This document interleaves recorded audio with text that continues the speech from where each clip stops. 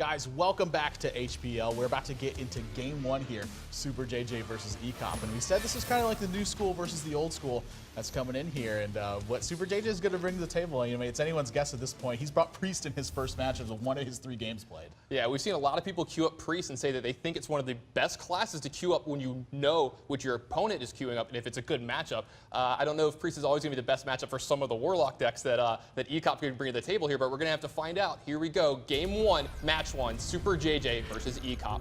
Now, I'm super excited about this match. I think this is going to be super, super close, as we said in our opener, so it's going to be really interesting to see. I don't think anyone's getting swept in this match. I think it's just going to be a fight down to the finish. Well, we could find out. I mean, Druid is one of those classes that can definitely get the sweep, you know, off the ground and make it a possibility.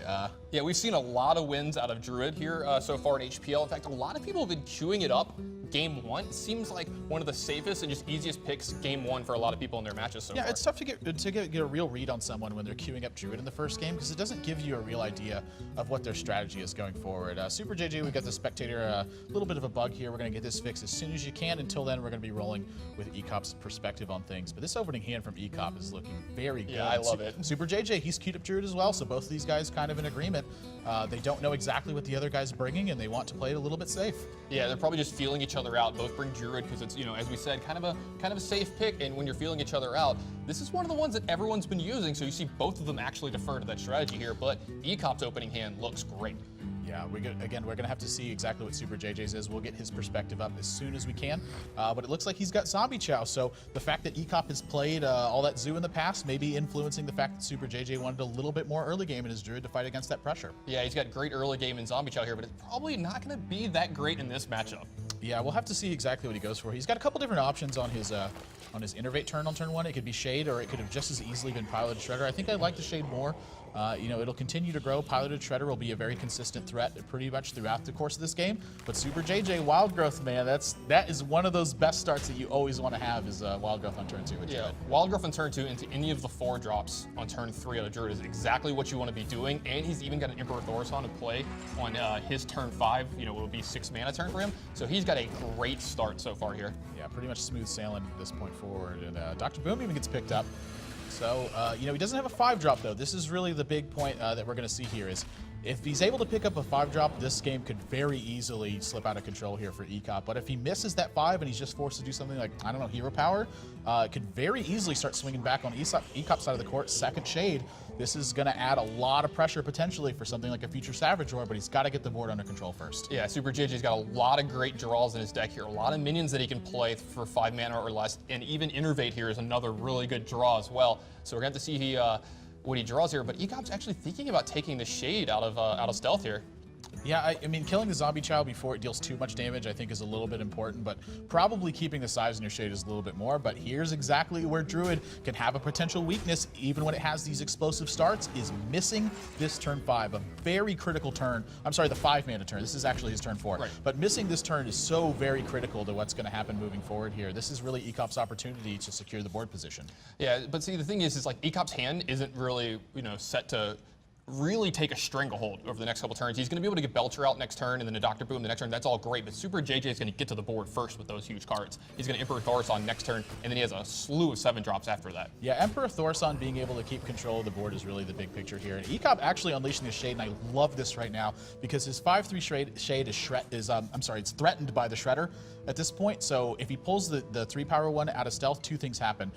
Number 1 is he's putting pressure on superjj to be able to remove this, and if he does, that means he's not playing a 6-drop that he potentially has in his hand. Something like Emperor Thaurissan. Matt Pagel making an appearance, and it's not even in Kranish's deck right now. Not that we know of. We have him later tonight. Yeah, he might surprise us again. He played that Pagel in the first match. He might play it again. But sort of moving forward here now, this is looking like a turn for Ek0p where, again, you'll continue. I assume the board tension's going to continue to build in a position like this, but he's got all the tools really to continue fighting after something like this happens, and then he's got Force Nature and Savage Roar to shore it up. So he's going to take the lead on this board, and then he's got the full combo already. Yeah, he's got the full combo already, but the thing is he doesn't have a super clean turn to kill Emperor because he's going to have to use mana and his hero power to do so. If he wants to, and that won't let him develop his board anymore. He's probably going to attack it here with Shredder to see what comes out of the Shredder here for the Death Rattle, but again, you know, he might have to attack it with both his minions here if he wants to have a super clean turn in Sludge Belcher, but Yeah, this turn is a little awkward for Ek0p. I'm actually a little bit surprised that he's choosing to clear out this Emperor Thaurissan instead of build board tension, because he has so much moving forward. Even if the board starts to slip out of control, he's got Sylvanas to keep it there, and this turn he would have had a Sludge Belcher down. So to be able to keep the Emperor check and push through 4 points of damage while killing the Shredder drop that superjj had, the 0 power one, I think that's totally fine. And it's really just a matter of how much you think the extra mana is going to influence this game. At this point, I think superjj is already pretty ramped, so there's not much to be doing to fight against that. But at the same time, I can't blame him for killing Emperor Thaurissan, because leaving it around is a very scary proposition. So did you want to see him like push for damage there and try to get Sludge Belcher in play, then Dr. Boom this turn so he has Savage Roar to kill him the turn afterward? Is that what you're trying to get at? Well, we'll have to see exactly where he wants to be forward from here, because the idea, I think, is when you have Force Nature Savage Roar, that damage pushes are often very valuable. But even still in this position, you know, he's at a relatively safe life total for now, but he does have to consider how superjj is moving forward now, because with the Emperor Thaurissan activation, he's moving very close to a potential Force Nature Savage Roar turn himself. So Ek0p really going to have to balance everything out here. The real idea behind this is that he did sacrifice some board initiative to clear out an Emperor Thaurissan, and it's a measure of whether or not that's the correct thing to do. Yeah, it's going to be interesting to see how Ek0p plays this turn, because again, he finds himself a little behind on board. This Dr. Boom is adding a lot of pressure, and you see Ek0p's going to take his full amount of time in this turn here, doesn't want to mess up, wants to play well.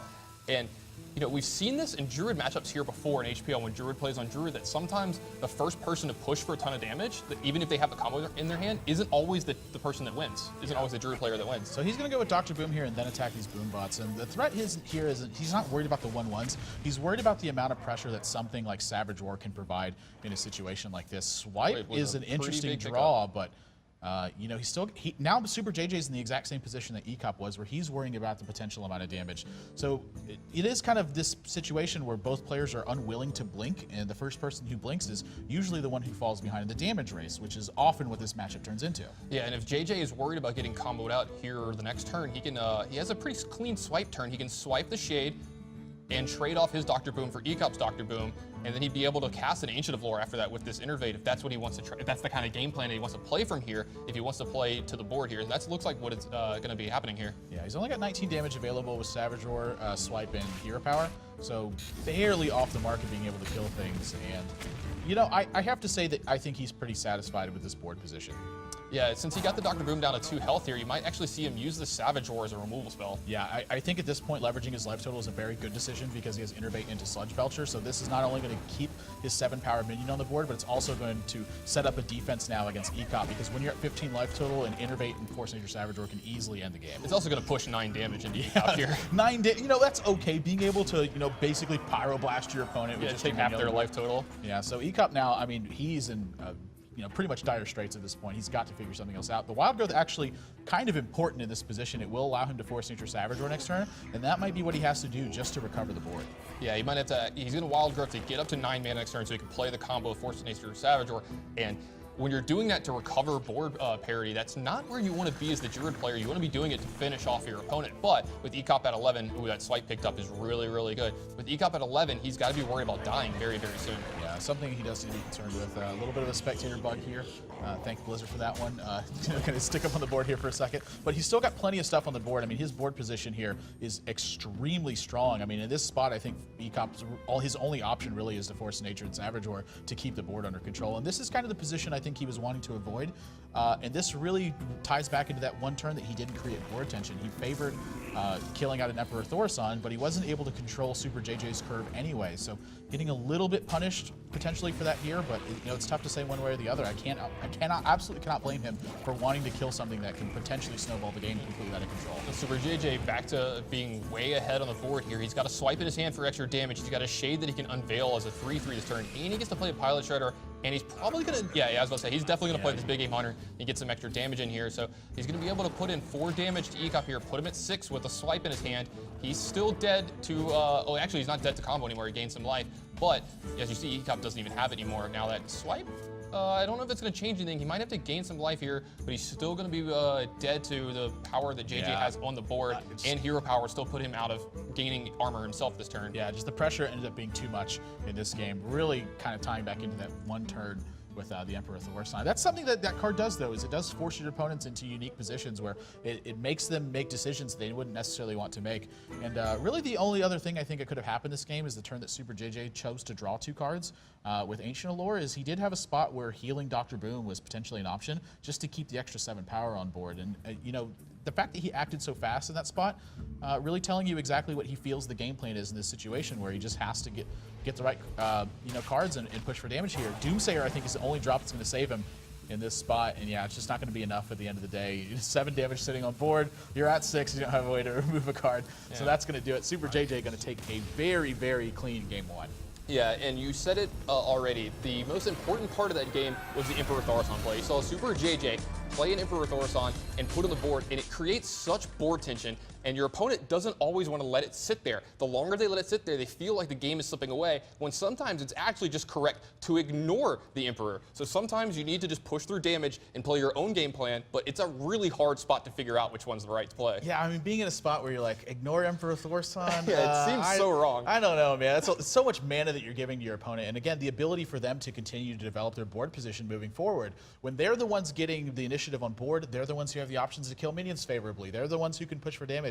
The person they're the ones in the driver's seat at that point. That's what he's trying to avoid in that position. But you know, a very interesting spot. You know, that is one I'm going to go back tonight and look at a lot to see exactly what happened in that spot. And you can actually go back and look at it too. Head over to the website, pvplive.net. You can check out the recap for that game over there. Everything that was played, everything that happened, and the stats for that game you can see for yourself. And when we come back, game 2 is going to be getting underway here between superjj and Ek0p. And superjj out to that 1-0 lead.